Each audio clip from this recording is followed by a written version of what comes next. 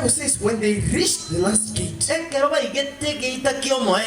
the gate opened itself on its own accord. Even the gate knew that the one who is about to come is the one who does not want stress in his life. He sleeps and he walks. So instead of me bothering him to open the gate, I will just open myself. My dear friends, when you are in God's child, there are some doors that you don't need to knock on. When you have surrendered your life to Jesus, there are some jobs that you don't need an interview for, because the door will open on itself. When you trust in the Lord, there are opportunities that you will be blessed with without any effort, because you have trusted in the God of Israel. So the door opened on its own accord, and the angel and Peter walked. Then the angel disappeared. See, when God is done his business, he will disappear. Some of you need God 24/7. God will not be with you 24/7.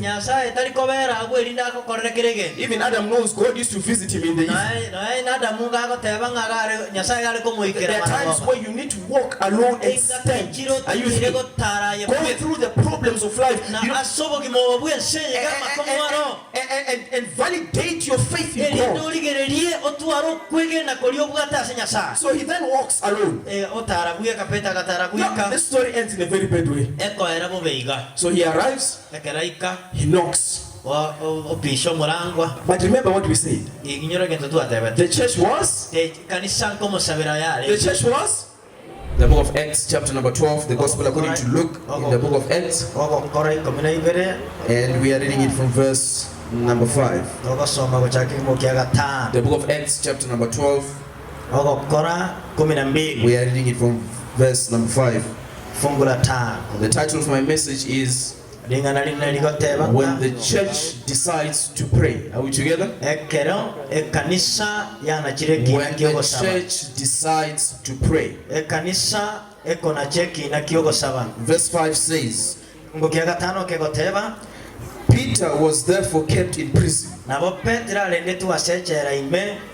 a constant prayer was offered to God for him by the church. I'll read it again. It says, Peter therefore was kept in prison, but a constant prayer was offered to God for him by the church. May the Lord add a blessing upon his word. Amen.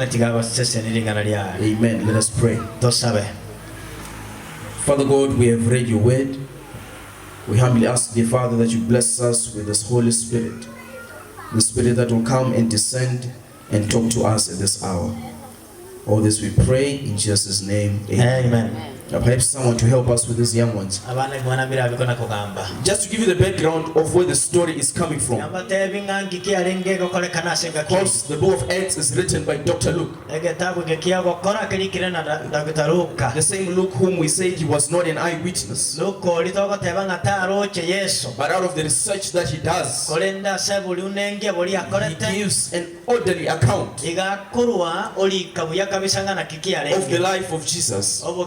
By the time we reach the book of Acts, we discover that Jesus in chapter number 1 is ascending unto the heavens. And as he ascends, one of the angels comes and he says, "O ye men of Galilee, why do you wonder as he goes up? Because this same Jesus will come back the way he has gone up." By the time we reach chapter number 2, the church of God is filled with the Spirit of God. Hallelujah. They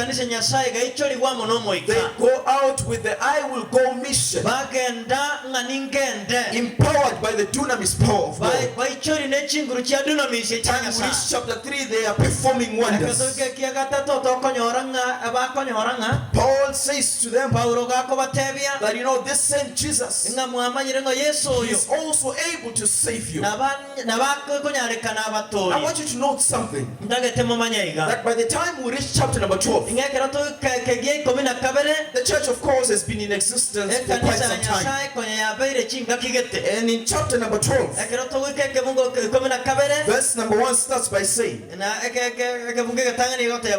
now about that time, Herod the king stretched out his hand to harass some from the church. I want you to get my dear friends. And I want you to note that the Herod that is referred in this chapter, he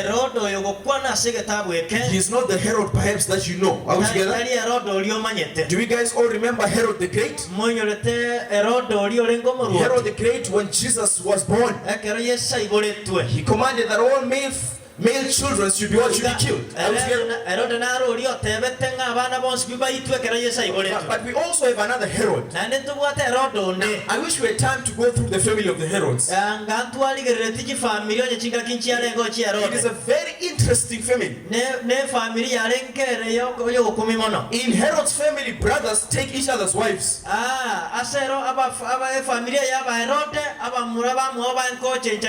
In Herod's family, they kill each other. So, we have Herod the Great.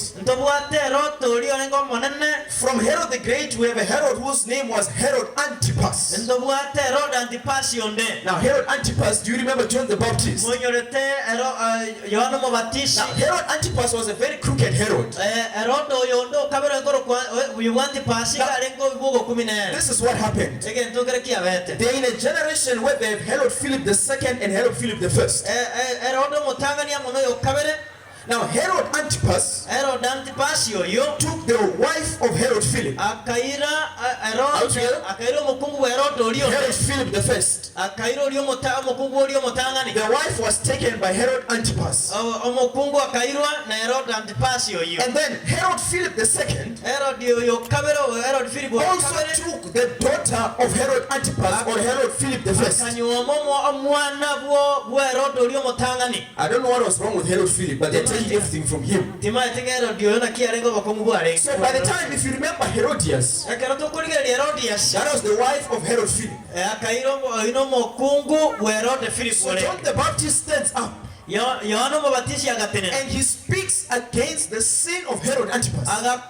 Do you all remember what happened? Do you remember what happened? One time when the king was so excited, Herodias, the daughter of Herod Philip, does a very powerful dance and the king is so happy. And the king says, you know what? Ask me anything. The mistake that she does, she goes and consults the wife. The wife said, bring us the head of John the Baptist. Now I want you to note something here, that the Herods are in the business of killing people. Can you see that? It started with Jesus. Now John the Baptist is gone. Now when we go to chapter 12,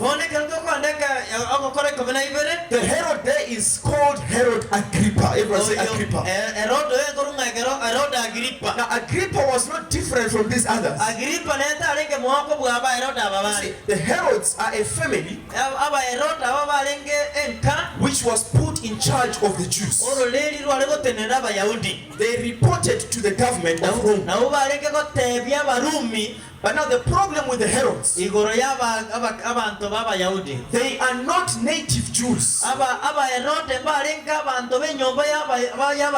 other words, they don't come from the Jews. So they found it so difficult to win the favor of the Jews. For example, if we bring a foreigner here, we bring someone, the president of Zimbabwe, Mnangagwa, and he comes and becomes your president here. How would you take it? How will you take it? You're most likely going to have a problem. Now that was the Herod family. They were put in charge of Jews, but they are not Jews. Are you with me? So the Jews never liked the Herods. So the objective of being a Herod, number one, when you're a king, you need to win the favor of the Jews. Now the question was, how do I win the favor of the Jews? Now verse number 1 starts by saying, Herod and Agrippa decides to persecute some, not all, some from the church. If you were us in the morning, we learned about the 7 sins. And we looked at the horse that was red. Do you remember? Now, that is the horse which Herod and Agrippa was in. Because he persecuted the church of God. I'm going to start by saying, my dear friends, once you stand and you say Jesus is Lord, you have declared war against the evil. My dear friends, we are in a spiritual battle. And we are fighting day and night against sin. I want you to note, my dear friends, that whenever you decide to be in God's church, God's church is not a hotel. Some of you are not with me. See, God's church is not a hotel. Are you with me? Where you sleep and you wait for them to bring you food. And you make a call for service, call that I'm broke, I need something. God's church is not a hotel.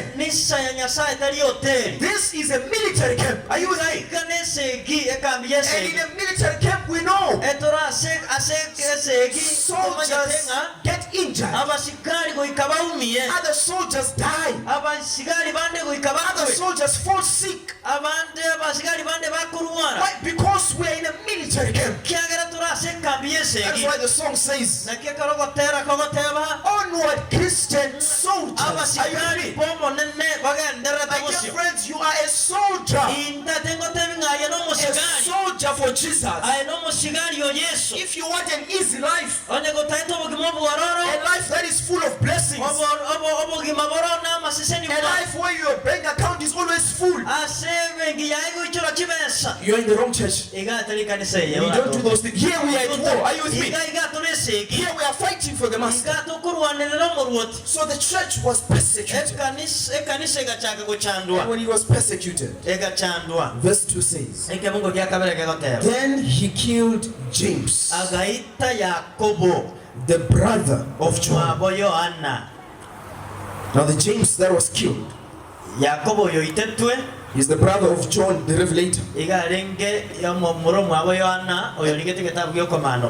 As the people of God, I want to believe, my dear friends, that when James was arrested, the church was praying. Are you with me?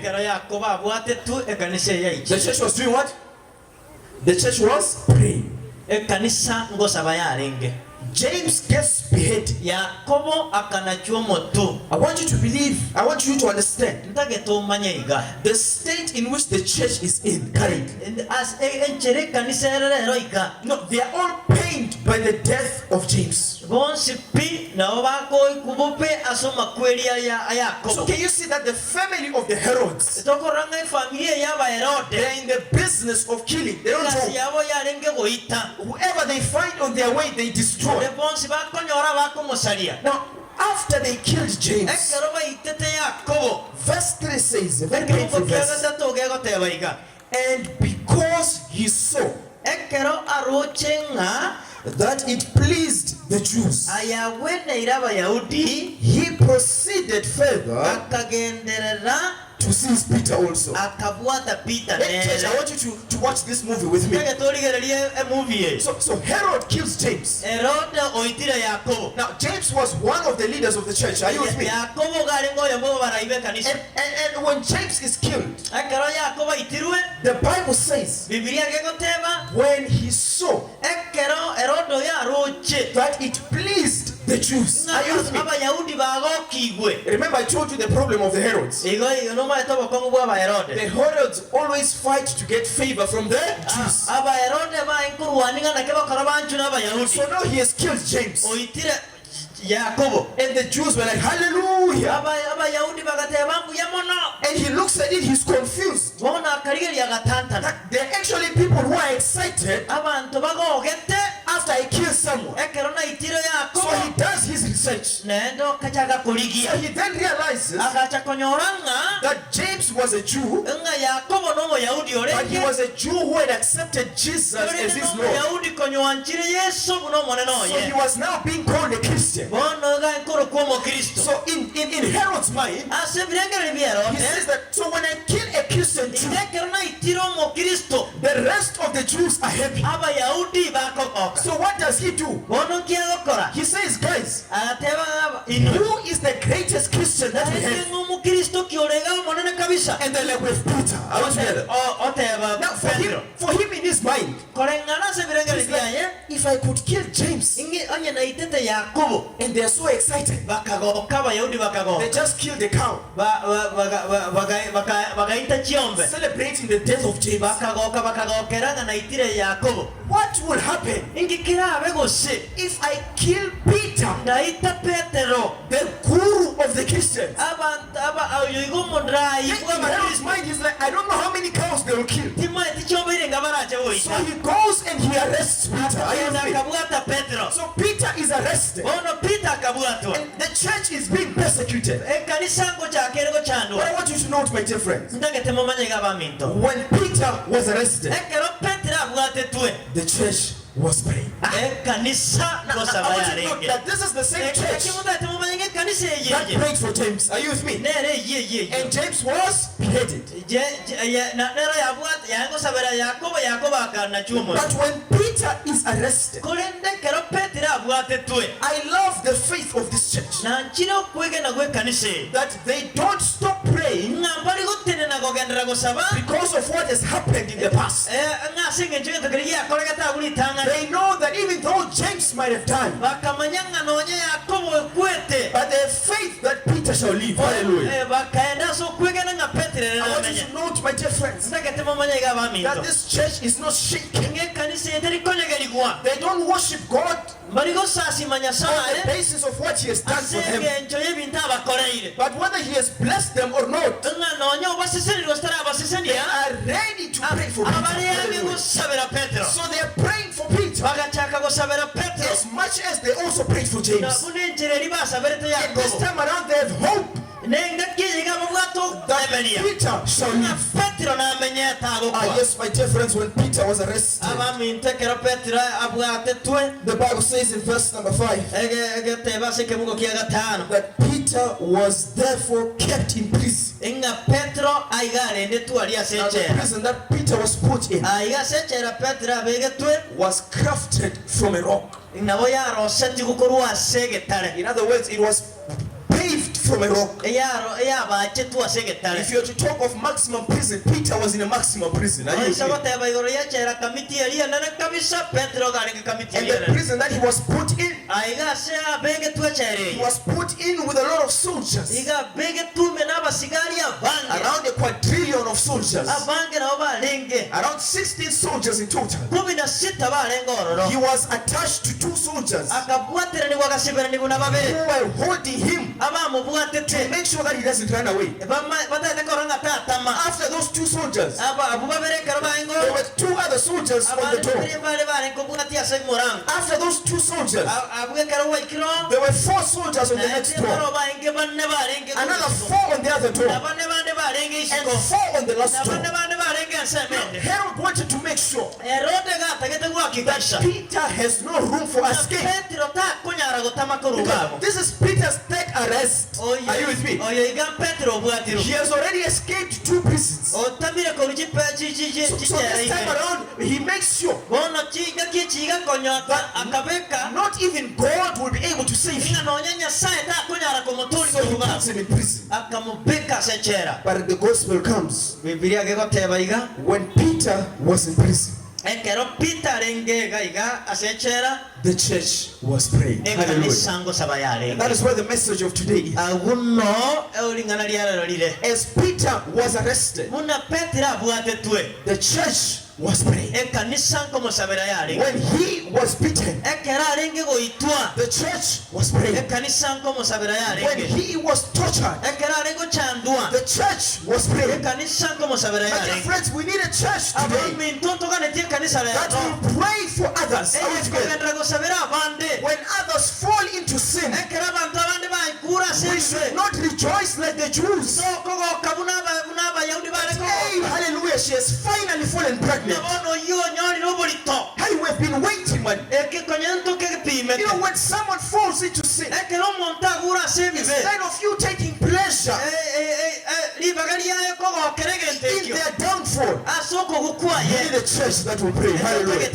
So the church is praying for Peter. And as Peter is in prison, I love the way Peter is reacting to this. Move with me. Verse 6 then says that the night before, this is the night before Peter's execution. Are you here? The night before, Peter was sleeping. Peter was sleeping. Are you with me, my dear friends? Peter knows that tomorrow he's going to die. He has been arrested and tomorrow is his execution. Peter is not praying. He's doing what? He's doing what? He's sleeping. Church, you are not with me. No, Peter is not worried. He's sleeping. You know, I know some of you, if we were to tell you that you are dying tomorrow, you will fail to sleep the whole night. Because you are worried that tomorrow, you know what? But Peter is sleeping. He has a peace of mind. Because he knows that the shepherd is with him. Hallelujah. He has a peace of mind. Because he knows even if he was to die, he will die in Jesus. Peter is not afraid. He is sleeping in his problems. How many of us sleep in our problems? Peter finds peace and he sleeps. Do you know the problem of Peter? Do you know the problem of Peter? Last time in Mark chapter 4, when they were in a storm. Do you remember the story? They were in a storm. Peter was awake that day. He was not sleeping. Peter was one of the guys who were taking buckets and removing water from the boat. But Peter remembers something. He's like, for me, I was awake that day. But Jesus was sleeping. Jesus was sleeping in the presence of the storm. So Peter talks to himself. And he says, I am going to behave different this time. I'm not going to wake up. I remember Jesus was sleeping in the storm. I'm also going to sleep in prison. Hallelujah.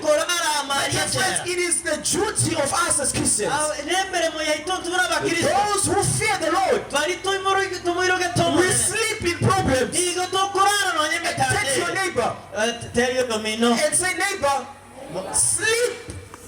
Sleep in your problems. You see, Jesus slept in the presence of a storm because he had nothing to fear. You need to have a peace of mind. Go and sleep. Stop getting worried about which doctors and so forth. Go and sleep. Are we together? Yes, you don't have money, you don't have food, sleep. You are worried when God is going to give you a partner, sleep. You are stressed that you get fired at work, sleep. My dear friend, God's people sleep in problems because they know that trouble can come for a night, but joy will come in the morning. morning when they wake up. Hallelujah. And that is the faith that Peter has. But he knows that salvation will come in the morning. So he sleeps. I love Peter. But he sleeps. I don't know the soldiers who were holding him. Peter was not singing this time. He was sleeping. Hallelujah. So he sleeps. And then when he sleeps, the Bible says to us, but don't forget. Do you know why Peter is sleeping? Do you know why Peter is sleeping? Do you know why? Because the church is praying. Church, sometimes you understand this, that there are people who are praying for Peter. They are having an all-night prayer. They are not sleeping. They are awake. Praying for Peter. But the one in trouble is sleeping. My dear friends, we need today a church which will deny its own sleep for someone to sleep in God's church. We need people who sacrifice their peace of mind to bring peace to someone else. Peter is sleeping because the church is praying. Hallelujah. So as the church is praying, the Bible says that then the Lord answered the prayer of Peter. He answers the prayer of the church. And an angel is sent from heaven. Hallelujah. And I want you to imagine what is happening in heaven. The angels are around God's throne. And they are all afraid. They know what's going to happen. Remember, Peter is the foundation of this Christian church. He's the one who was moving with the gospel. In today he would say he was our tent person. You know, him together with James and the rest of them. So I want you to imagine the angels. They are there, they are looking at God. They say, God, Peter's about to die. And God says, wait. They are worried. They're like, Peter's about to die. God said, just wait. No, I don't know which angel it was. But as soon as God opened his mouth and he says, be, before he says ta, the angel is in Peter's room. The angels were ready to save Peter from this. So by the time Jesus says speak, the angel is already down. By the time God says stop, and the angel is like, Peter, wake up, wake up. Because they were so excited that finally James might have died, but Peter shall live. Hallelujah. My dear friends, I want to say to you, I know there are most of you who prayed for James. You prayed for James, but James died. But I want to say to you today, don't lose hope, because Peter shall live. Yes, you prayed for James, you prayed for that job, and you lost it. My dear friends, God has prepared a Peter for you. And Peter shall surely live. Hallelujah. Yes, you have prayed prayers which are not answered.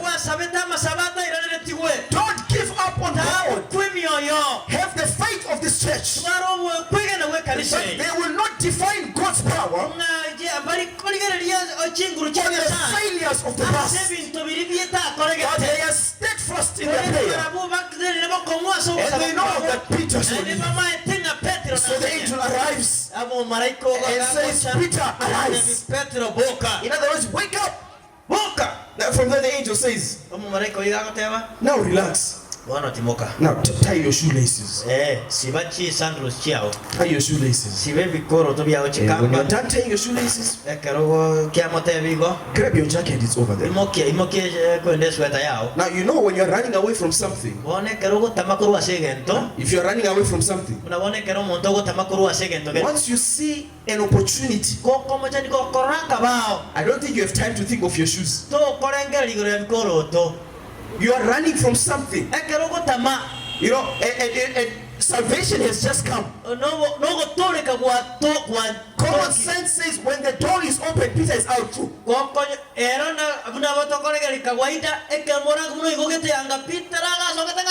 So the angel says, wake up. Peter wakes up very fast. He thinks of running. The angel says, wait. Tie your shoes. So the angel was saying, relax, Peter. Just relax. Because God is in control. Hallelujah. See my dear friends, when God is in control, we have nothing to fear.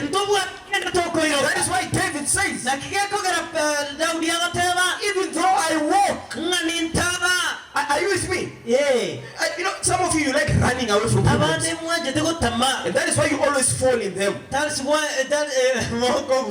Peter says, even though I walk in the valley of the shadow of death, he does not say when I run or when I jump. Most people, we must walk. Are you with me? So after you sleep, you do what? You walk. Because you have a peace of mind. Because you know Jesus is in control. Hallelujah. Now you understand that walking requires patience. Walking requires faith. Walking requires endurance. Because as you are walking, things are not easy. Life is difficult. When others run to Zimbabwe to sell their tools, or you walk in your financial problems, are you with me? They go to prophets looking for quick blessings. I for you, your God's child. You walk in your problems until Jesus comes to your rescue. So the angel says to Peter, let's walk, man. Relax. So they walked. The Bible says they went through the first gate. And at this time, Peter is not sure what is happening. You know when you've just woken up from sleep, and someone just wakes you up, you just walk, you just do things, but you're not sure what's happening. So Peter thinks he's dreaming. He just walks. He walks. The Bible says when they reached the last gate, the gate opened itself on its own accord. Even the gate knew that the one who is about to come is the one who does not want stress in his life.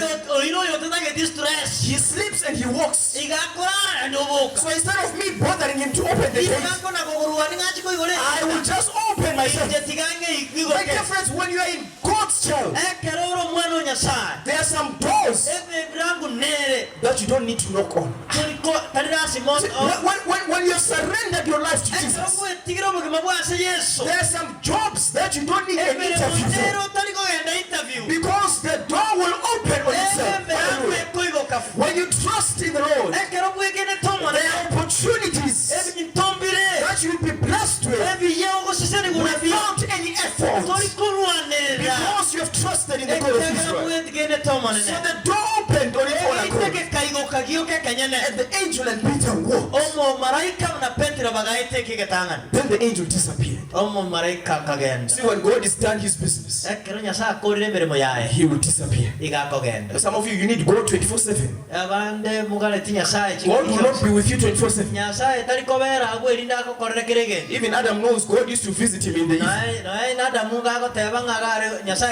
There are times where you need to walk alone and stand. Are you with me? Go through the problems of life, and validate your faith in God. So he then walks alone. Now, this story ends in a very bad way. So he arrives, he knocks. But remember what we said. The church was? Now, the church is still praying. These are morning hours now. They've been praying the whole night for Peter, and they're still praying in the morning.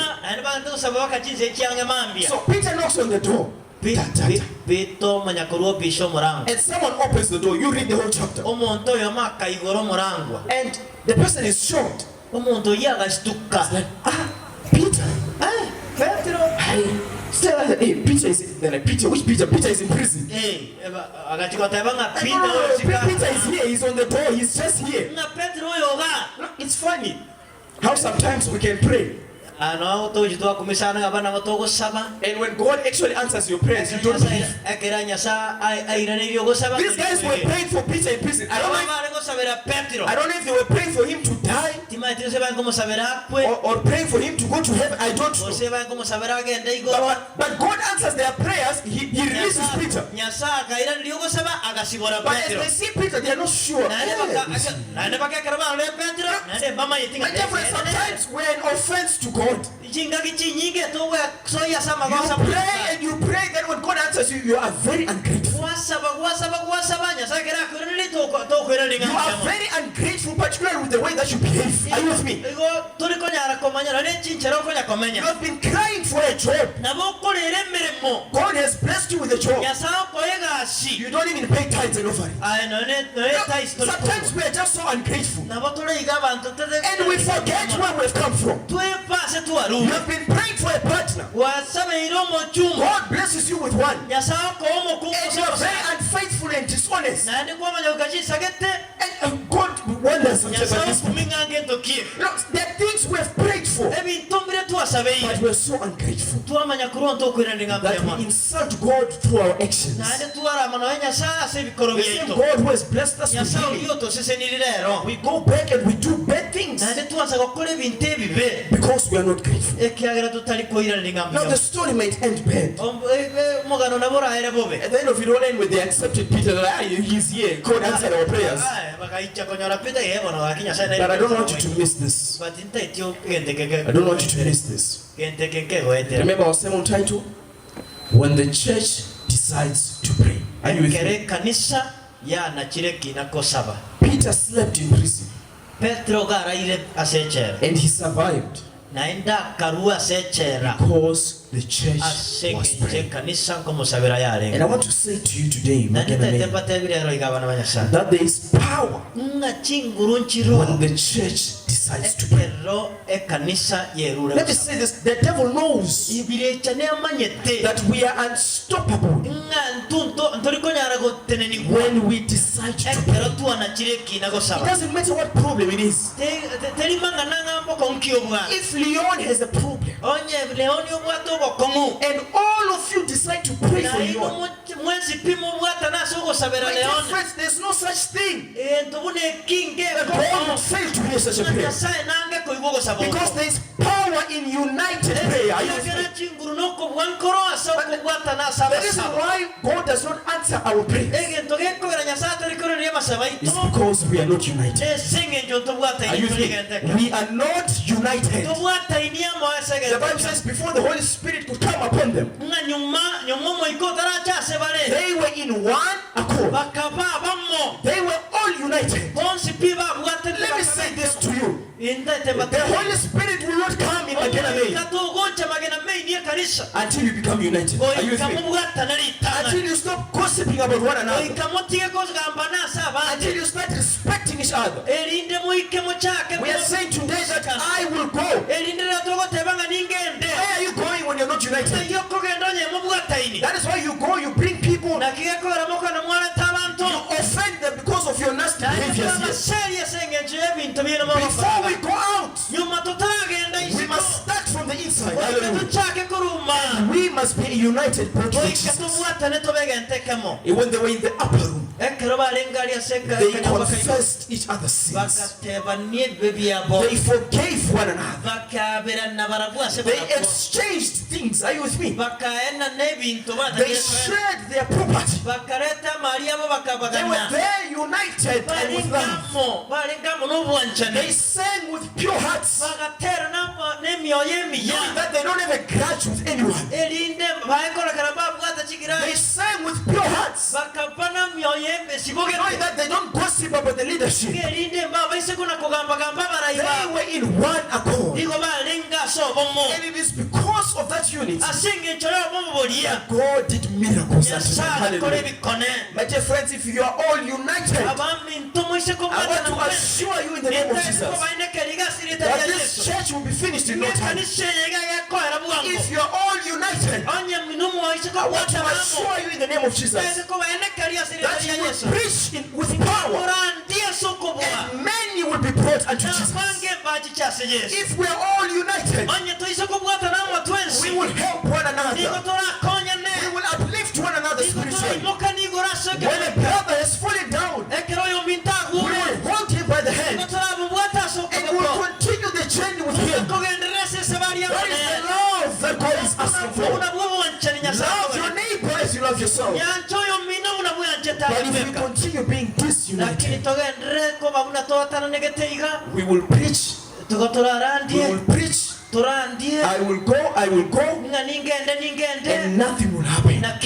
We will remain stagnant. Let me say this, that when Jesus comes again, He is coming for a united body.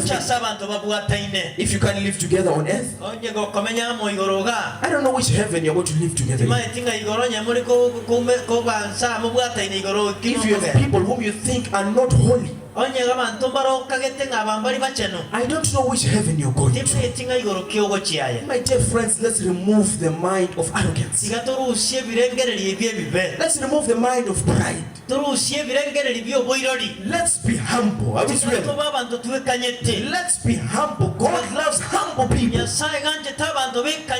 Let's be tolerant to one another. We are different of different natures. Let's be anointed with the oil and avoid conflicts. Peter, therefore, was kept in prison, but the church was praying. May the good Lord bless you. Amen. Amen. Let us pray. Father God, in the name of Jesus, we thank you once again for this time. Yes, dear Lord, James might have died, but we have faith that Peter shall live. Dear Father, yes, Peter was arrested, but the only thing that made him to survive is because there was a church that was praying for him. There are those of us who are afflicted. There are those of us who are caught up in different addictions, who are caught up in different bad habits. Dear Father, we know that we will be able to have victory if the church decides to pray for us. Let's want to pray for your Holy Spirit in this church, that as we come to the end of this camp meeting, may this church never be the same again. May love reign in this church. May forgiveness reign in this church. May tolerance reign in this church. May respect and humility be the pillars of this church. That by the time we say we are going out there, we are going with one voice, and we shall be able to lift up Christ. For sure, when He is lifted up, He will draw many unto Himself. Dear Father, forgive us where we've done you wrong. Have mercy upon us and bless each and every one of us, and help us to be different. But above all, help us to sleep in our problems. Give us a peace of mind as the enemy oppresses us. Dear Father, help us to relax, to know that indeed you are in control. May you bless your people today and continue to be with all of them. All this we pray in Jesus' name. Amen. Amen.